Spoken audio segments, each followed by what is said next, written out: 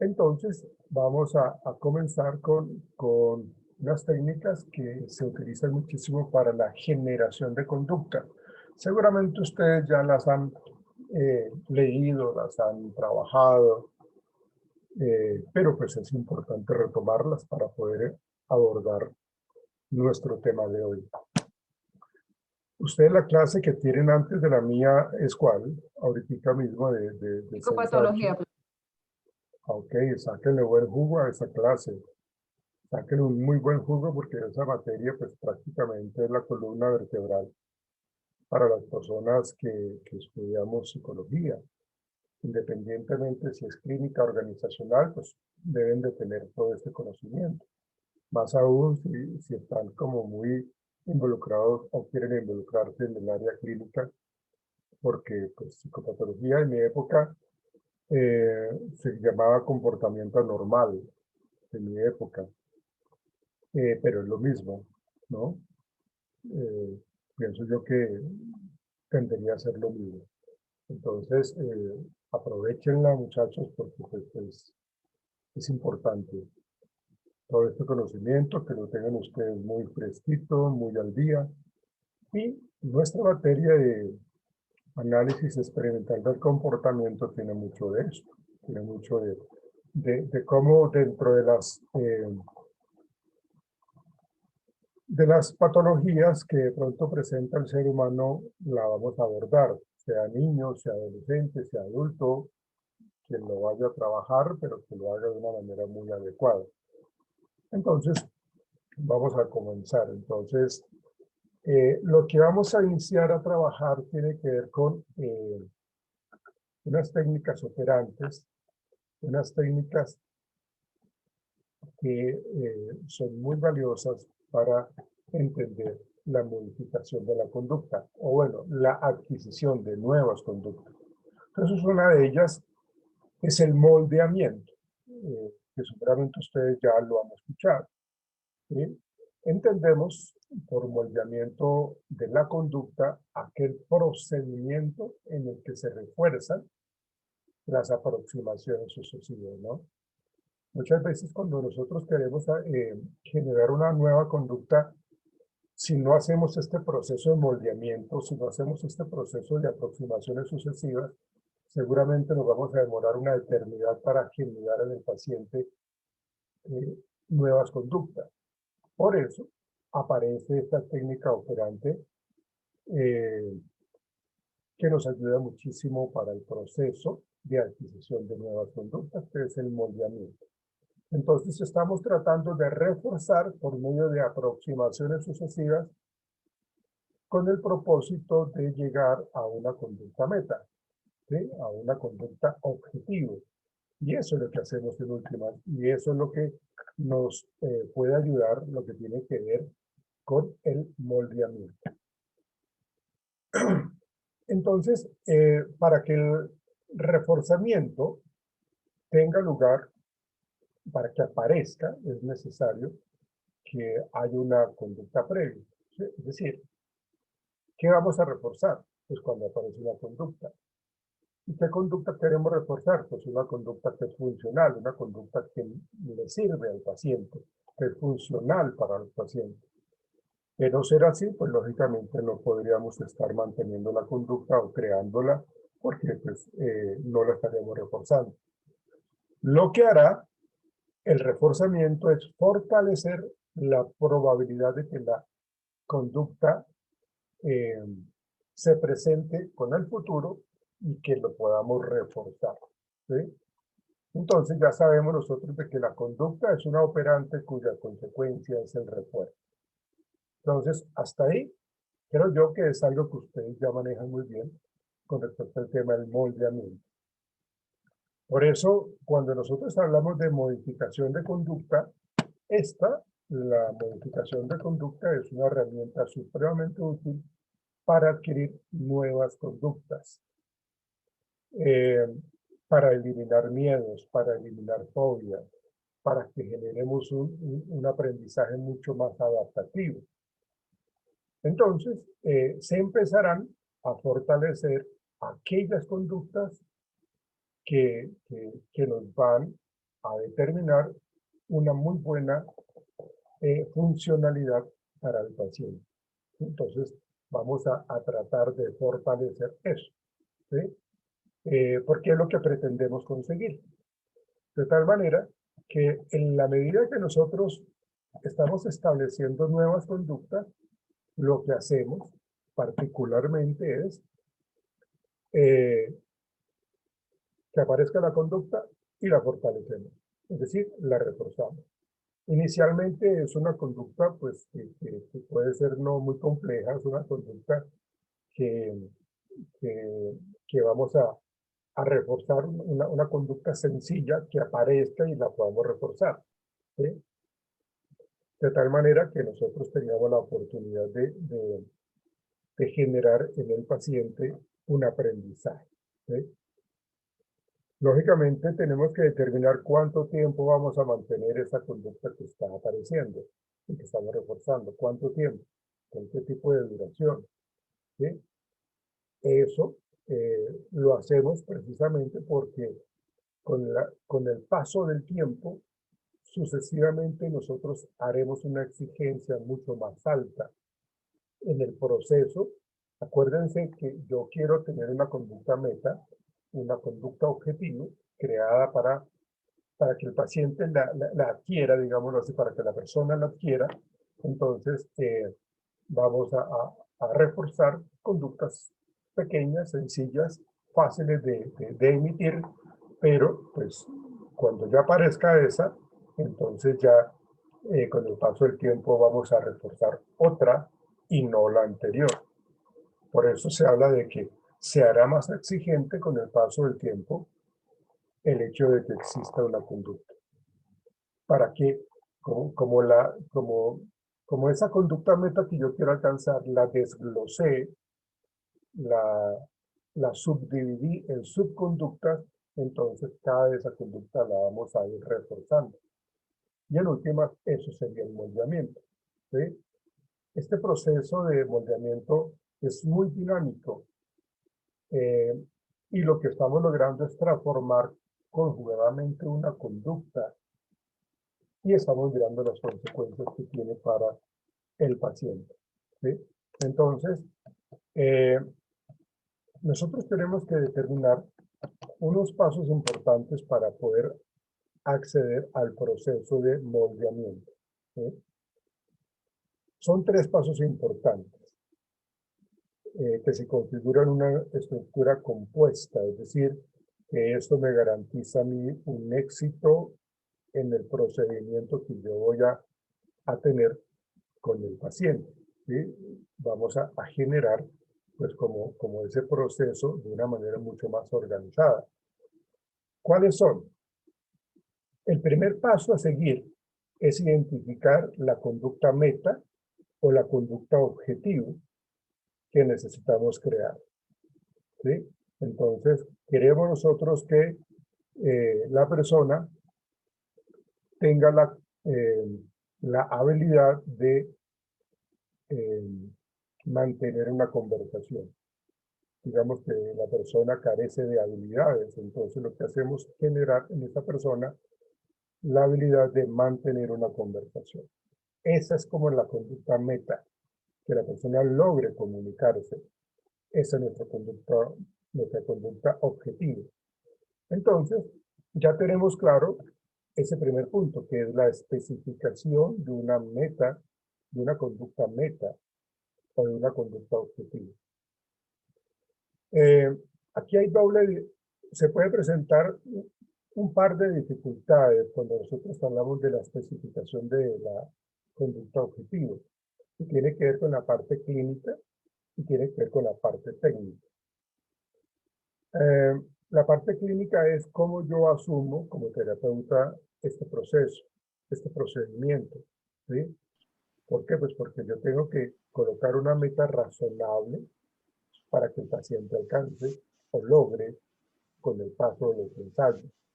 Entonces yo lo que voy a hacer aquí es generar en él, pues como unas metas alcanzables, que sean lógicas, que sean coherentes. ¿Sí? Entonces es el manejo ético, ¿no? Yo no le puedo exigir algo cuando la persona no quiere ni siquiera las herramientas básicas para generar conductas o como ese tipo de conducta. No, yo lo que tengo que hacer es ser muy ético y generar con el paciente, bueno, venga, miramos a ver qué, qué tiene usted a la fecha, qué tipo de herramientas conductuales, de repertorio de conductas tiene usted para afrontar cierto tipo de circunstancias. Y yo entonces, con base en eso, entonces yo le propongo una meta razonable, ¿sí? De hecho, tiene que ver también con el motivo de la consulta con que el paciente llegó. O sea, lo hago precisamente para favorecerlo a él, ¿sí? Si él me dice que quiere tener la habilidad de integrarse socialmente, pues entonces yo tengo que centrarme en eso, no me voy a centrar en otras cosas, o no le voy a dar tanta vuelta al asunto y genero otras cosas. Entonces yo lo que hago es precisamente eh, eh, brindarle ese apoyo teniendo en cuenta los intereses del paciente. El terapeuta entonces debe contemplar a la vez las circunstancias del paciente, es decir, las posibilidades razonables del logro dado en el punto en el que está, ¿sí? Si yo estoy trabajando con una persona que tiene el espectro autista, un niño que tiene un espectro autista, pues tengo que partir de esa línea de base, ¿sí? O sea, yo no puedo manejar algo de una manera desorganizada. Tengo que tener claro cuál es el proceso, ¿sí? En qué punto de partida está para de ahí en adelante ayudarle. De hecho, esta parte le genera gran confianza al paciente porque ve la estructura, ve la organización y ve cómo se está trabajando de una manera muy objetiva y muy segura para que tenga pues, esa tranquilidad. Qué Señor, pena.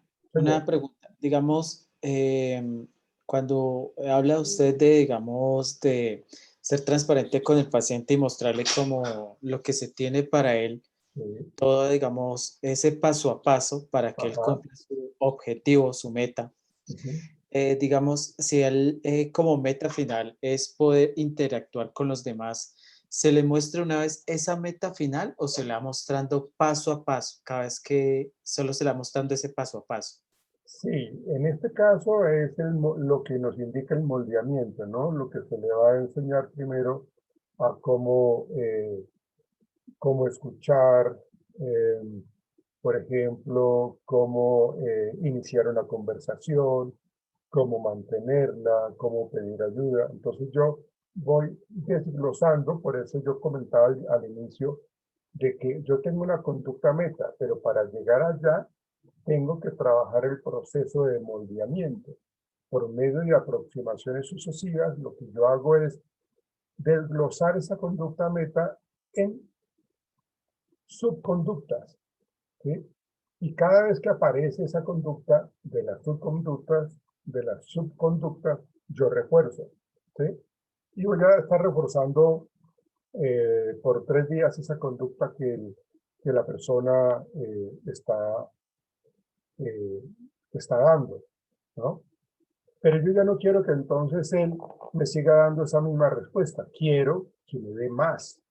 Quiero que entonces agregue algo más de dificultad al proceso. Entonces ya dejo de reforzar la anterior y empiezo a reforzar una nueva meta, una nueva subconducta, ¿sí? Por eso digo yo que yo cojo la conducta objetivo y la desgloso de una manera muy organizada y la voy reforzando cada vez que va apareciendo.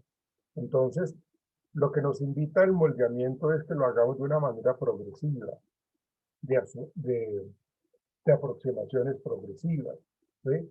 Porque lo que yo les decía al principio, si yo no lo hago así, como esto es para que se adquieran nuevas conductas, si yo me pongo a esperar a que el paciente emita la conducta que yo quiero, se puede pasar mucho tiempo.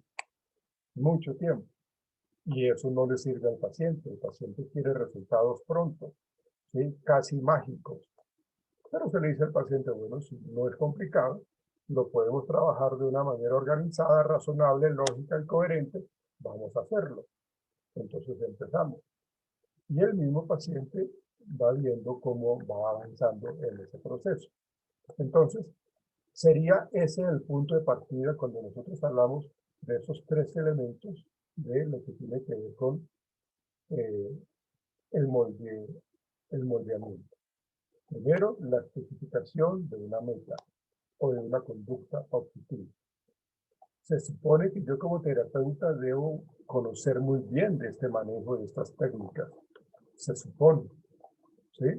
¿Se acuerdan que yo les dije que había dos cuestiones que de pronto limitarían o dificultan el proceso de moldeamiento? Que una es la parte clínica y otra es la parte técnica. La parte técnica es de que de pronto yo no tenga el conocimiento para manejar esto y lo haga de una manera desorganizada. Si yo lo manejo así, seguramente el paciente va a sentirse frustrado, va a sentirse inconforme, va a molestarse porque realmente yo como terapeuta no le estoy brindando garantías de buenos resultados en el tratamiento. Porque lo hago de una manera, utilizo esta técnica, pero de una manera supremamente desorganizada. Entonces, eventualmente, la meta puede tener cambios. Es decir, necesitamos que tenga cambios, debe ser variada, ¿sí? Esto lo que hace es de que nosotros tengamos un progreso, que la persona ha tenido un progreso, y entonces nosotros veamos cómo esta persona quiere seguir dentro de un nivel motivacional muy interesante, quiere seguir avanzando en el progreso, porque lo estamos retroalimentando, ¿sí? Entonces, nosotros a veces cuando una persona emite una serie de conductas, solamente una de ellas es la que nos sirve, las otras no. ¿Por qué? Pues porque la conducta objetivo puede mostrarse de una manera, o más bien las conductas que presenta la persona puede ser muy variada, ¿sí? Entonces, nosotros para encaminar al proceso de eh, moldeamiento, lo que vamos a hacer es reforzar las que son significativas para el proceso y vamos a ir dejando de lado las que no nos sirven. Entonces, ese progreso ha resultado significativo, ese progreso ha resultado importante y la persona se ha dado cuenta de eso. Entonces, ese sería, entre esos tres elementos, el número uno, la identificación de la conducta objetiva. Como segundo aspecto en este proceso tiene que ver con el establecimiento del punto de partida o línea base, que lo hemos hablado también bastante. Nosotros tenemos que saber a partir de qué momento llegó este paciente y bajo qué condiciones, ¿sí? Es necesario para calibrar la conducta objetivo, necesitamos realmente tener una línea base para poder generar en él pues un punto de partida. Entonces, la línea base es muy importante.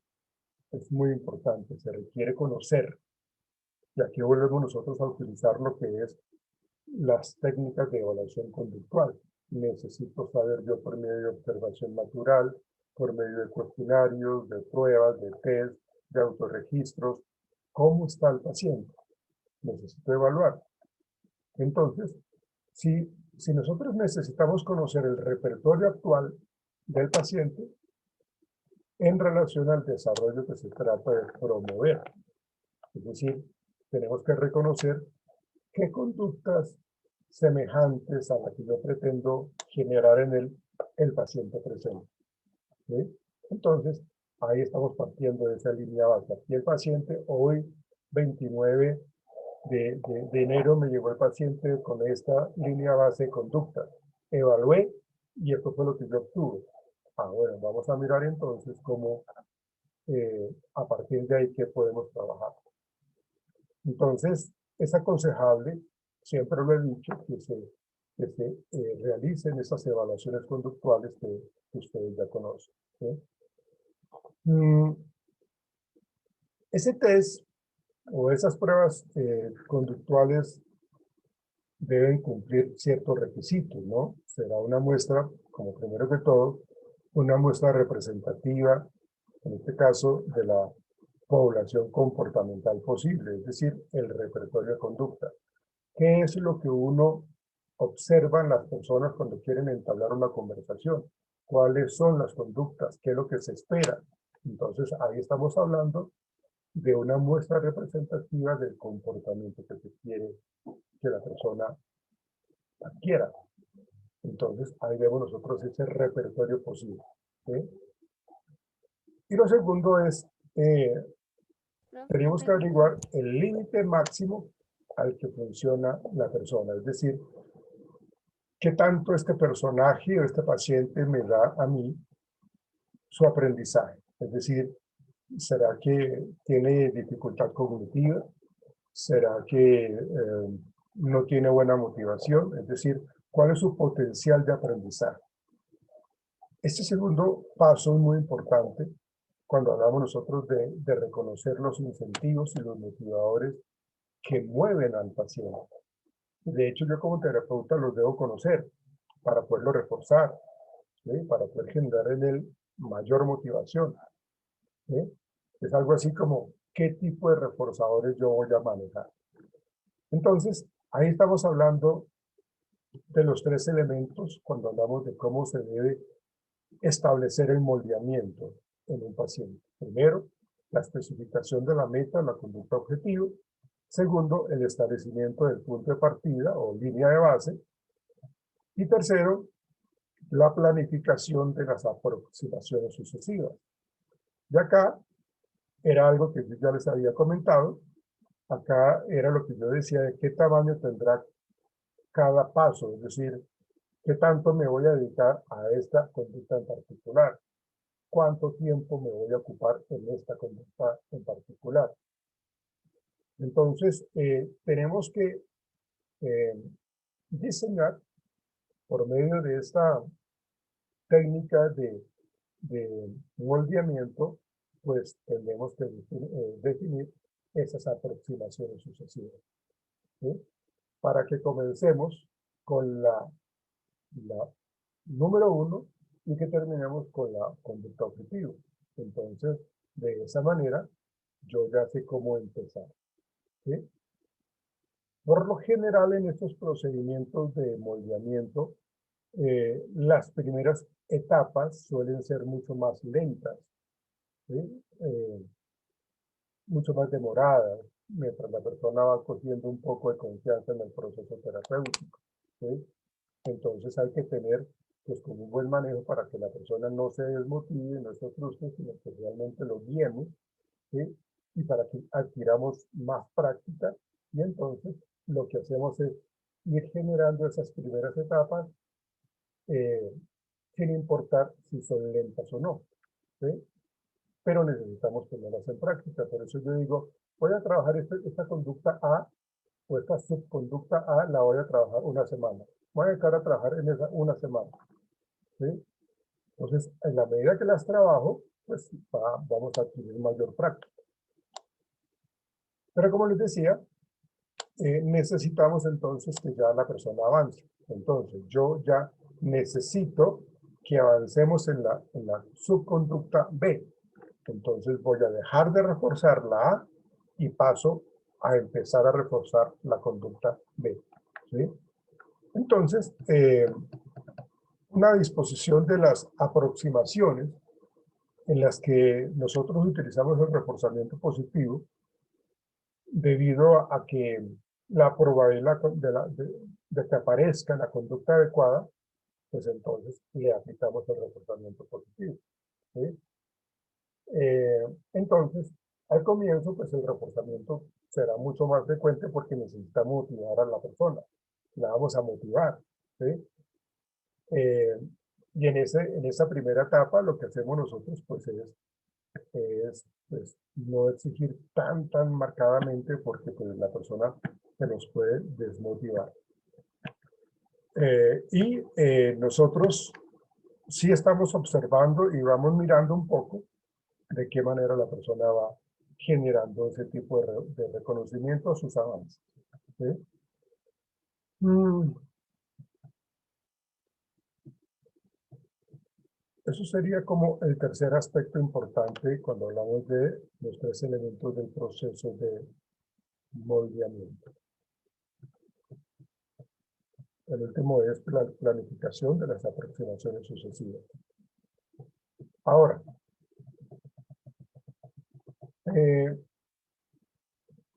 hay unas técnicas adicionales al moldeamiento que nos ayudan muchísimo para la adquisición de nuevas conductas.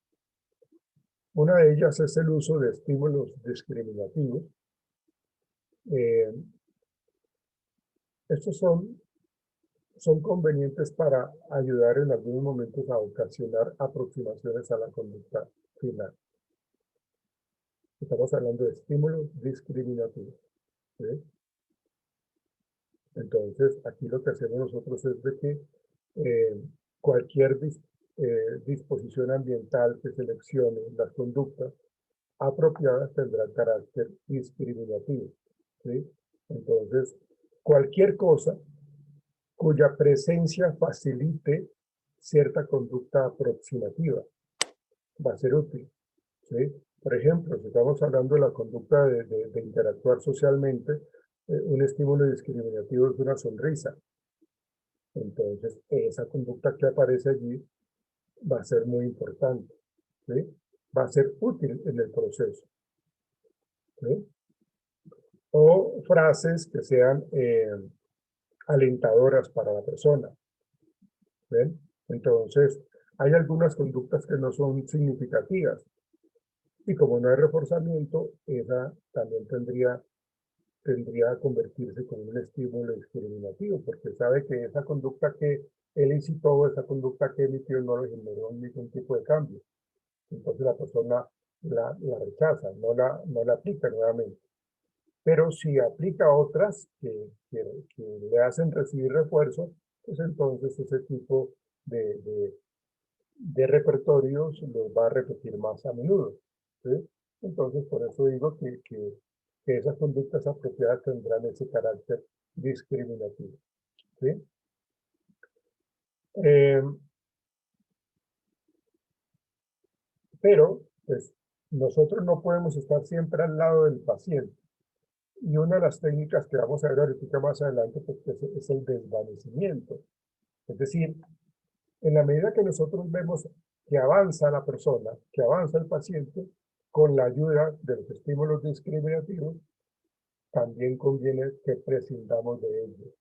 Es decir, es un proceso de retirada gradual, de modo que la conducta bajo su control de los estímulos discriminativos, me refiero, entonces necesitamos irlos retirando, ¿sí? Para que la persona vea que puede generar una serie de conductas adaptativas y funcionales sin necesidad de esos estímulos discriminativos del pasado. Eh, entonces, es importante mencionar que el moldeamiento con la técnica del desvanecimiento aparecen allí. ¿Sí? Hay otros aspectos importantes en, en, en este moldeamiento. Permítame, yo se los digo. Necesitamos hacer uso también en este moldeamiento el uso de la imitación o el moldeado, ¿sí? Que en últimas también es un estímulo discriminativo. ¿Sí? Entonces, en vez de esperar, se propone un modelo de lo que se quiere. Entonces le decimos, mire, vamos a ver esta imagen o vamos a ver esta persona cómo actúa. Si se trata de moldear, por ejemplo, la realización motora, es decir, la presencia de una conducta, ¿sí? Se muestra entonces un movimiento que tiene otra persona. Ahí vemos nosotros que ese modelo o esa imitación la tiene que repetir el paciente. ¿Sí? Aquí también es importante los criterios de desvanecimiento, porque no va a tener siempre un modelo al frente para actuar. Entonces, sí se utiliza la imitación, sí se utiliza el moldeado o el modelamiento, pero pues no puede ser siempre así. En la guía física, aquí lo que hacemos nosotros es como moldear mediante, ¿cómo lo llamaría yo? Como caminos estructurados, donde yo lo voy guiando a la persona, yo lo voy guiando para que se vaya o asuma este tipo de conducta. Si emitió otra, no, tiene que irse por este camino, ¿no? Es como colocar límites a las conductas que esta persona emite, ¿sí? O sea, yo no quiero que se vaya por los lados, no, yo quiero que siga este parámetro, que siga este formato, digámoslo así, que constituyen entonces, se llaman moldes, ¿sí? Porque estamos generando a partir de esa guía física lo que queremos que el paciente aprenda, ¿sí? Entonces, con este tipo de ayudas para el moldeamiento, podremos obtener la conducta objetiva, ¿sí? Entonces vamos a fortalecerla, ¿sí? Para que la persona, con el paso del tiempo, la incorpore en su repertorio de conducta, ¿sí? Y acá utilizamos, pues, lógicamente, el sistema de economía de fichas o el contrato de contingencia, ¿sí? Acuérdese que el contrato de contingencia es, si tú haces esto, entonces vamos a lograr esto, ¿sí? Eres acreedor a esto, ¿sí? Yo me encargo de esto, tú encárgate de esto, cúmplelo, y yo me encargo de esto. Entonces, ahí vemos nosotros esa guía física. Y pues no se debe dejar de lado pues las instrucciones verbales, ¿no? Las instrucciones verbales son muy importantes, es decir, dar las órdenes o los comandos de una manera muy clara, que la persona las comprenda. Pues debo estar seguro de que la persona las comprendió, ¿sí? Y también le tengo que enseñar a que se autocritique o que se autoevalúe para que tenga la posibilidad de que él mismo vea cómo han sido sus avances. Eso sería con respecto a lo que hace referencia el moldeamiento, que seguramente ustedes ya lo conocen al derecho y al revés. Vamos a ver ahora dos técnicas adicionales, ¿no? Bueno, aquí yo, en este moldeamiento, yo utilizo también un poco lo que tiene que ver con la desensibilización sistemática. Es apoyar cada proceso sistemáticamente los pasos en la dirección de la conducta deseada. Acá entonces yo vuelvo y trabajo con la aproximación sucesiva. La diferencia entre la desensibilización sistemática y la inundación, ustedes saben que la inundación es meter a la persona con el objeto tenido, con el objeto que le genera altos niveles de ansiedad. Se maneja mucho para las fobias, ¿no? Pero es simplemente meter a la persona con el objeto tenido, que no pueda evitar, que no pueda escapar. En cambio, la desensibilización sistemática tiene mucho de aproximaciones sucesivas y tiene mucho de moldeamiento. ¿Ok? Bien, ahora me gustaría que ustedes, por favor, investiguen en qué contextos se puede aplicar el moldeamiento. ¿En qué contextos? Tomen nota, por favor, e investiguen para el lunes en qué contextos podríamos manejar un poco esta técnica del moldeamiento por ahora. Vamos a esperar que nos va a sacar la plataforma y ya regresamos. Entonces, permítanme un instante, por favor.